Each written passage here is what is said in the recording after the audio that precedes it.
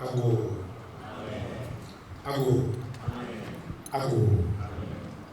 Nyeje go. Na mamwachi. Dasiba.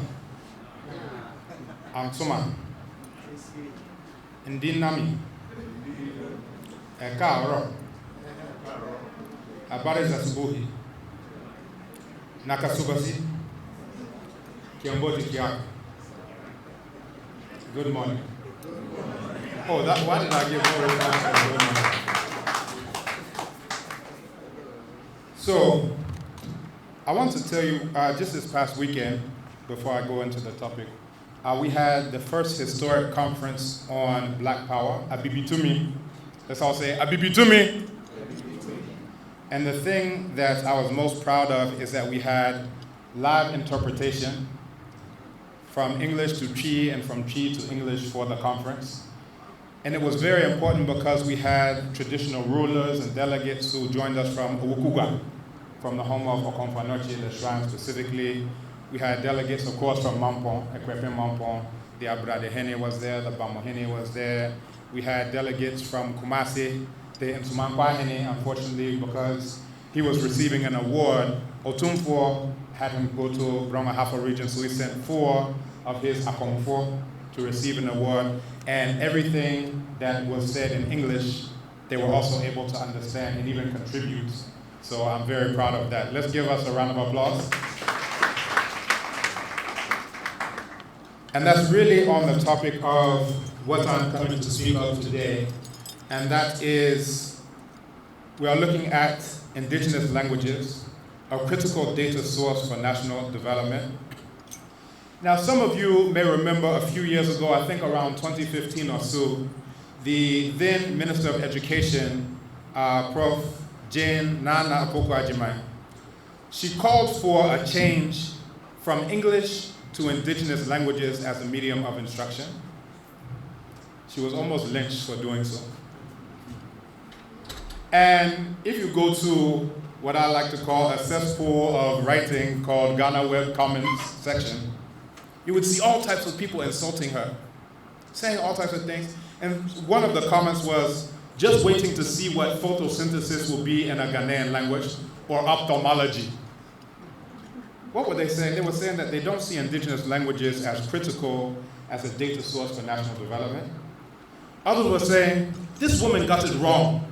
She got a name for an electron and proton in Ebe, Nga, Chi, Nzema, Dagari, Mo, Mamprusi, Dagomba, Hausa, Kotokoli, etc., etc. Before she wants to use local language for teaching, she thinks the children will understand the teaching in local languages better, but she has to find a name for electron and proton in the local languages. Otherwise, proton and electron will be called Adiankiti, and the children will be confused than ever. Some of us are our local language experts.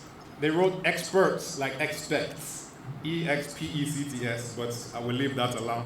We're dealing with spelling.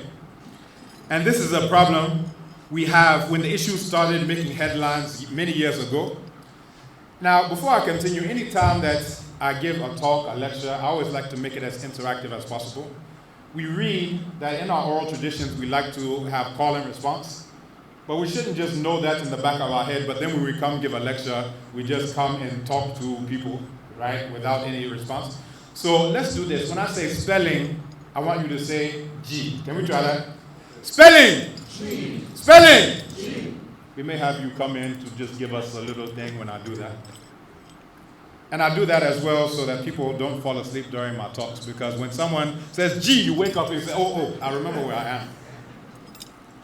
So more of the comments were, what is the Chi or Ga word for adjective? Now that one is easy, especially for we linguists. How do you say multiplication in Chi or Ga or in Zema, Madam Minister? They were really challenging her.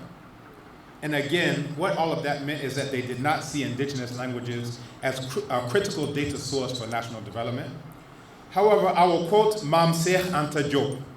This is a linguist, this is a physicist, a nuclear physicist, and many are historian, cultural anthropologists out of Senegal, where the major university of Senegal has now been named after him. That's Mam Sheikh Anta Diop. Spelling? have my eye on you, especially you students. Where I will quote him. He says, European languages must not be considered diamonds, displayed under a glass bell, dazzling us with their brilliance. Our attention must rather be fixed on their historical development. Creatively, we discover that similar paths are open to all. That is to say, Shakespeare had no word for electron, but he's supposed to be the best, at English in the history of the entire language. Did he have a word for artificial intelligence? Did he have a word for computer mouse? Or did they just take the analog mouse that we see running around and decide to call this new thing a mouse? Did they not have a screen on their window and then decide to call this thing a screen? Did they not just operate on analogy with what they already knew in order to give a name to what they did not know? At one point in time, the computer was someone who was there computing, but then something else comes and they decide to call it a computer. Spelling? G. Spelling? G. So one of the things I would like for us to do today is demystify what I like to call Greco-Roman baby talk, aka scientific terminology, because all it is are tiny little words that even a baby of Greece or Rome would barely be able to say, but then they will hold it up to us and we're supposed to bow down on our knees 5 times a day in their direction. Spelling? G. Spelling? G. And I'll give another quote. Of all our studies, history is best qualified to reward our research. When you see that you've got problems, all you have to do is examine the historic method used all over the world by others who have problems similar to yours. And once you see how they got theirs straight, then you know how you can get yours straight. That is Baba Omowale, also known as Malcolm X. Spelling? G. Spelling? G. In Yoruba, we say, Enito jinsi koto, kora yoku lagban. Everyone say that 10 times fast. Let's go. Any cause of that? Enito ji. Let's say it together. Enito ji. Si koto. Ko ara yoku. Lagban. That is to say, a person who falls into a pit teaches everyone else wisdom. In other words, I don't need to fall into the same pit to say, oh, let me not fall in the pit. In other words, we can learn from others. That is Owe Yoruba. Now, there are 2 primary routes for vocabulary expansion that can be used using indigenous languages, right? One is borrowing, and this tends to lead to semantic opacity. What does it mean? We don't really understand the breakdown of the word, right? We just borrowed it wholesale. We don't really understand how, we just say it's called this, that's all. There's also coinage, and that tends to lend itself to semantic clarity because we think about the thing, we conceptualize the thing, and then when we say it, we know exactly what it is that we're talking about. So borrowing, coinage, but then there's coirowing, or we could say borrages. So these are coinages based on elements borrowed from other languages, so it's somewhere in between. Spelling? G. Spelling? G. Spelling? G.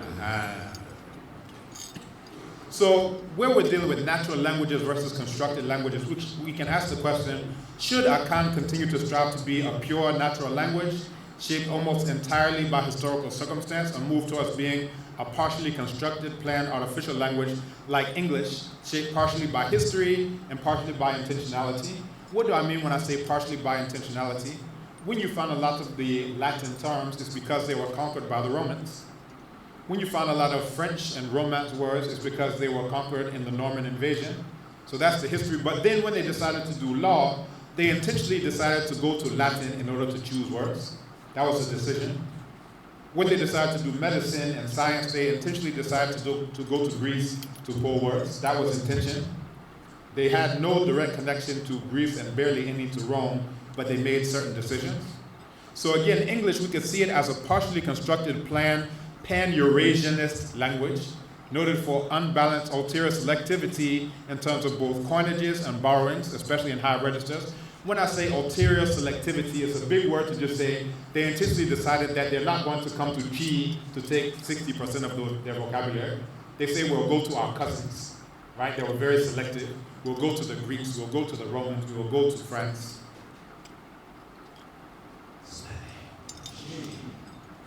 Spelling! So again, should we borrow and coin like English? So we asked the question, why does English borrow 29% of its vocabulary from, say, Ghana? Right? They could. The words are there. So again, they disproportionately borrow from other contemporary and classical European languages. And again, we talked about the Roman invasion, Norman invasion, and all of these things.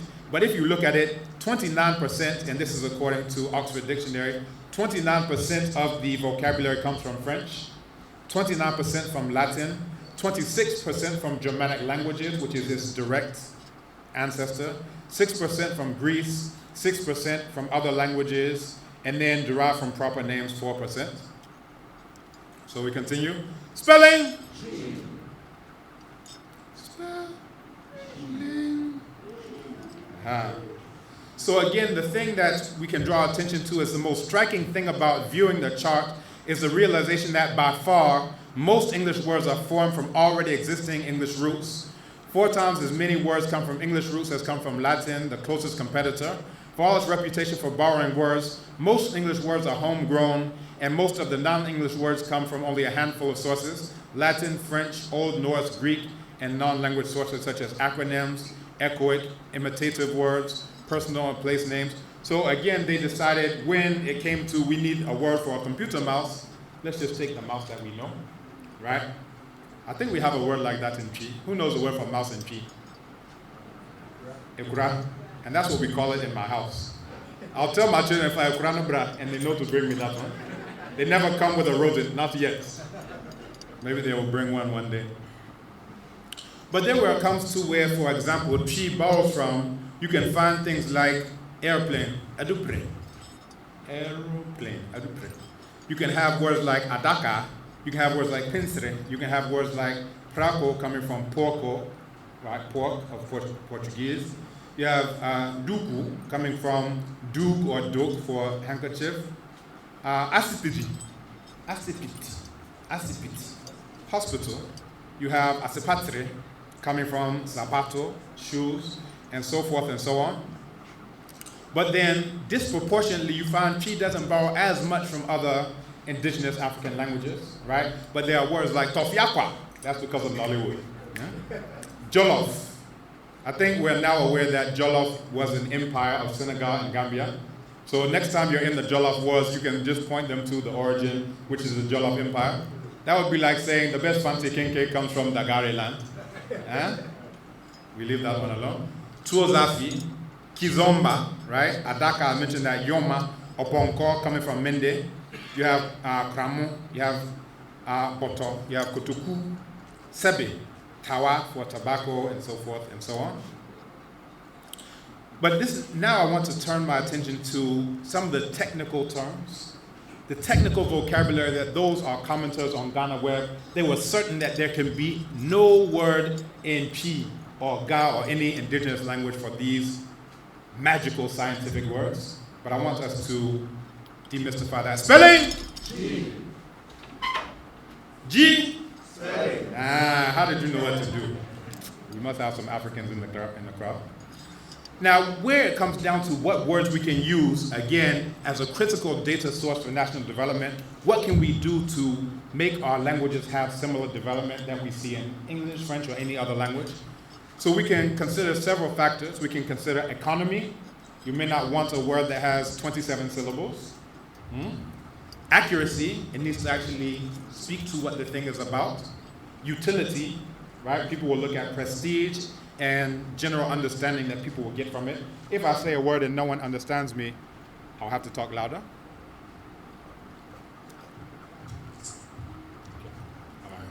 So if I say a word and no one understands me, there's not too much utility in that. But I want to turn my attention to photosynthesis. And those commenters, as soon as I read their comments, I knew that they don't know English very well. They don't really understand the breakdown of photosynthesis. Because what is photo but the word for light? Photo, just the word light. And what is synthesis other than the word from a combination of parts into a whole, coming from sin, together, tithenai, to put or place, to place together, right? Now, when I thought about it, I realized that, there's not necessarily the most economy for that. It's a long word, photosynthesis. Accuracy, okay, maybe you can make a case for accuracy of what the plant is doing. Utility, well, prestige, I guess English, we're all supposed to pray to it. Oh, wonderful English. But I realized that there's a word for light in Chi. Who knows the word for light? Some are saying kania. That's actually coming from Portuguese, kandare, but no problem. But there's hang, where you're talking about this type of light, the light that's coming from the sky. Hang. And then there's also a word for composition or putting together. You could say nkabum, right? So we could say hang kabum, right? The reason why I'm saying that is not necessarily that next time you go home you have to say hang kabum, but just to let you know, let's demystify this Greco-Roman baby talk.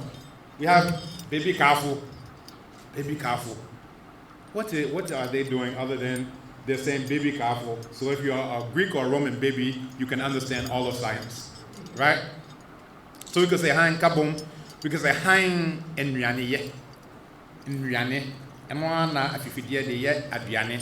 So we could say using light in order to make food, right? So we can either do borrowing, we can do coining, we can do coining, or we can say, let's think deeply about this and come up with our own word completely independent of Greco-Roman baby talk. Ophthalmology.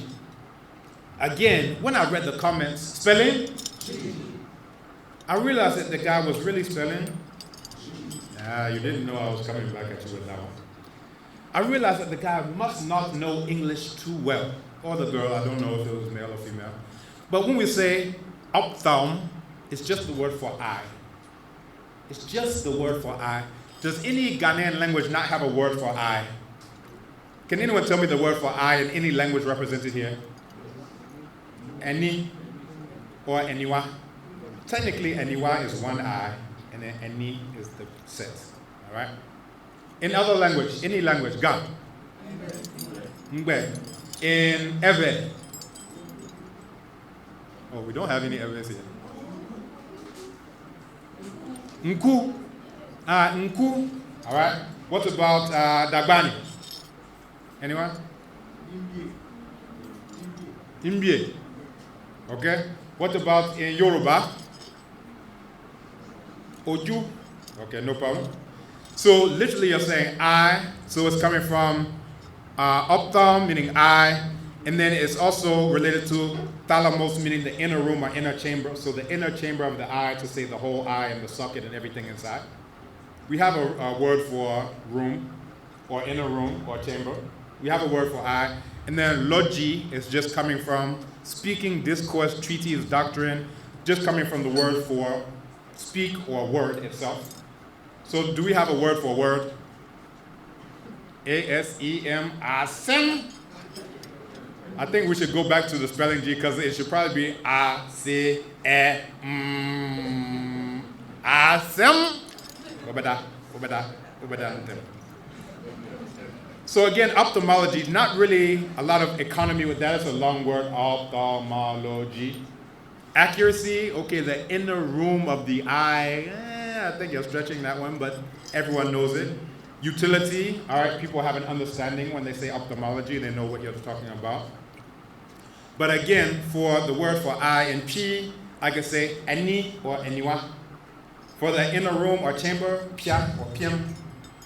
For speech or discourse, okata, right? Now, there's a book called Chi Kasamrane Kasiswa by Tim Kwesi Bwedi, where he goes into, and I wish I had the PowerPoint up, but let me hold this up. For those in the front, you can see he shows a cross-section of the eye and all of the parts of the eye, the internal parts of the eye, the lens, right? Every part of the eye, and it goes, yeah. Just to let you know that we do have words for it, but oftentimes when people say we don't have words for it, it's just that they've never read a dictionary. And most people don't even know that a tree dictionary exists. And then I tell them I have a dozen of them. You can come over anytime. Spelling! Spelling! The word for electron. Now you're very interested. Huh? So electron, coined in 1891 by Irish physicist George J. Stoney, coming from electric and on as an ion. And it was coming from electric again, and that comes from the word for amber. Like what you see me wearing today, amber, right? So that comes from electrum, which is the Latin word for amber. Again, Greco-Roman baby talk. And then the ion, that suffix is coming from to go, to walk, right? So basically, a walking of that electric element is moving.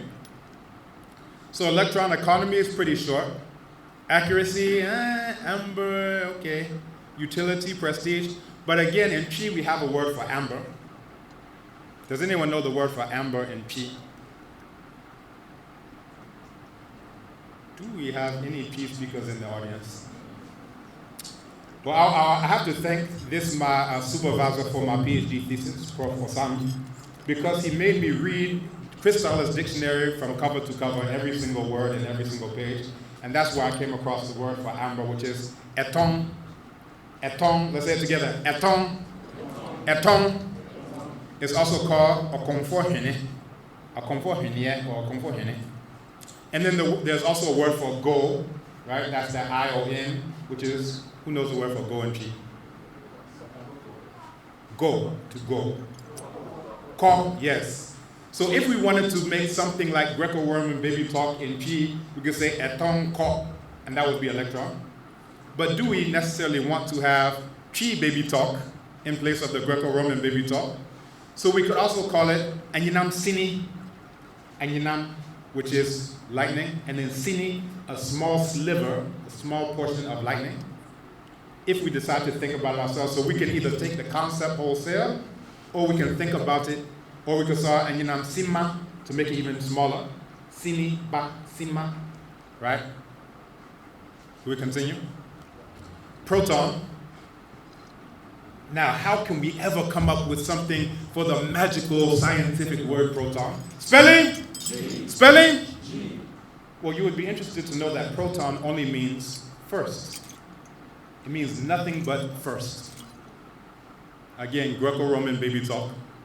We are taught that, oh, they're so scientific. Oh, look at all the words. Oh, how can we ever have a word for proton? But it only means first. Do we have a word for first in P? What is it? Kind. So you can say a kind, even the word a kind comes from first. A kind, a kind. So we do have that. Demystifying English, they say, what about multiplication? Remember the comments at the beginning, right? What about multiplication? So you have ahoduoyo, right? Very simple. So meyeno, ahoduo. So that one is there. That one you don't even have to coin anything. It's been there forever. For adjective, edin and chirechiremu, all we linguists, we were laughing at that one. So that one was very easy. So again, when you look at multiplication, it just comes from, again, the same Latin terminology. Where you have multiply, it comes from to cause or become many. Where you have adjective, it literally just comes from add, which is to, and then jecter, which is to throw inside, right? As an eject, inject, to put inside. Very simple words. Now, I want us to, spelling? G.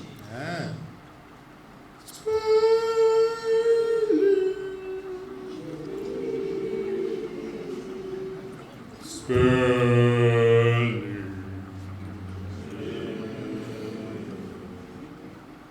I'm taking you on tour. I have my chorus and my orchestra. Oh, wonderful, wonderful. So I want us to demystify the idea that English terms are accurate. Have you ever heard anyone say, oh, manya malaria? Manya malaria. Hey, malaria now, bomb you. That malaria comes from literally mala, meaning bad, and area, meaning air. Because the Romans used to think that, oh, when you go to the swamps think they have bad air, and that's why we're getting sick. Now, is that very accurate? Is that the cause of malaria? Or is it the mosquitoes in the swamp? But yet, we'll say, that we can't use our indigenous word even though it's telling you what's actually going on with the cerebral malaria, right? That's much more accurate than saying bad air, because bad air does not cause malaria, right? Telephone, right? Tele just means to send, and then phone just means sound or voice. Send, sound. Do we have a word for to send? Money, or in Ekwapim, mana.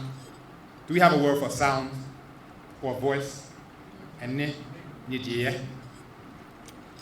so we have it. Demystifying color terms. Oftentimes people say, and I remember one time people say, oh, in our languages we only have red, koko, we have black, tuntum, and we have white, fita. There are no other words. But I was like, what about ahabamono or ahahamono? They say, oh, that just means green leaf, this fresh leaf. No, that isn't a real word. But I say, do you know where the word green comes from? It comes from growing, meaning the color of living plants. And that again comes from growing, living, or vigorous is the meaning freshly cut. Groene, Proto-Germanic, just means to grow, to be fresh growing plants. But then we'll say, oh, they have so scientific colors like green. Oh, but we can't just say ahabamono. But it means you don't even understand the English that you are worshiping, because it means nothing but growing plants. Ahabamono. Let's continue. Now let's demystify the English color terms. The word lavender is nothing but the word for a flower. The word orange, what we would call ankahono, is nothing but the word for a fruit. The word peach is a fruit. Aquamarine just literally means sea water. Turquoise is the name of a stone that has that color. Sky blue is the color of the sky, obviously. Lime green is a fruit. Pink is the name of a flower. Purple it means dye, the color dye, that's the origin of the word. Red, it came from the word for a hair color, because they have red hair, some of them. White originally comes from the word for shine, shine. Black comes from the word ultimately for burn, right? So all of these things that we think are so scientific, they have so many words, oh, they have so many words, we don't have it like that. They have nothing but looking around and saying, this color is that color is that thing. Spelling? G. Spelling? G. Now when we look at the word yellow, who knows the word yellow in P?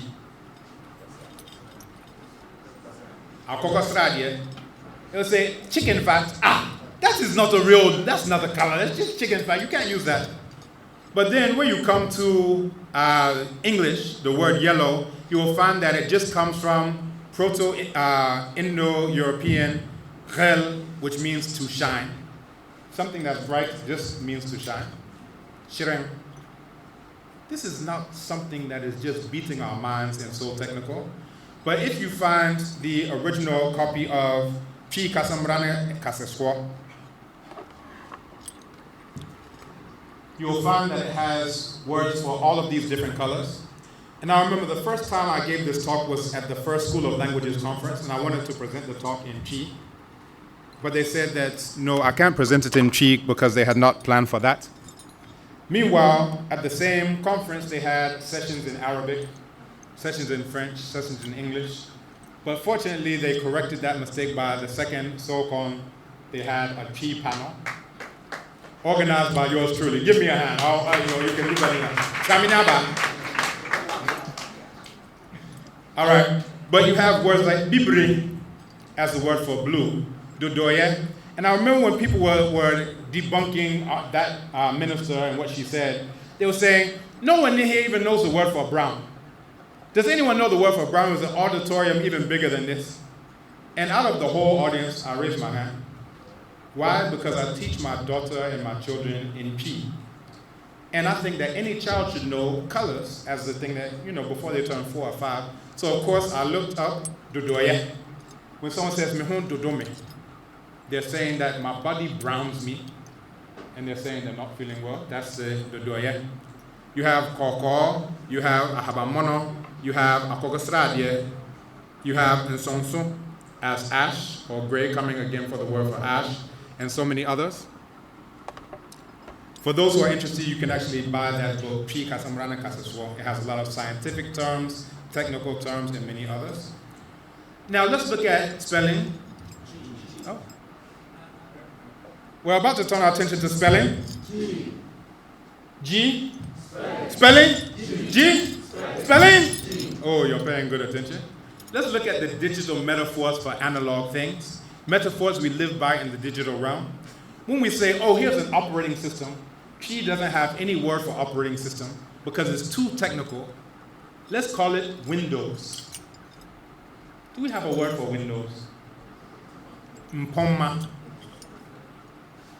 We talked already about mouse. Ekura, we have a word for that. If you want to talk about surfing, right, the web, Osrochi, we have a word for surf. If you want to talk about the web, we have Ntintai. Greco-Roman baby talk is all it is. Network, we have Asawa Atana as a net. If you want to talk about a site, Bia. So what we call a website in my household is Ashebia, a site that you look at, right? Ashebia. Page, Kratafa. Byte.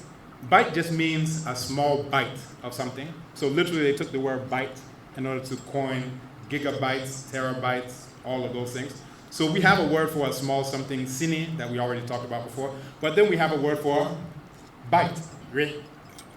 So we can either choose that or choose this. We have a word for message, nkra.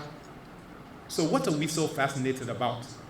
Don't we have our indigenous languages as a critical data source for national development? I think we do. Now, when they talk about our languages and they talk about spelling,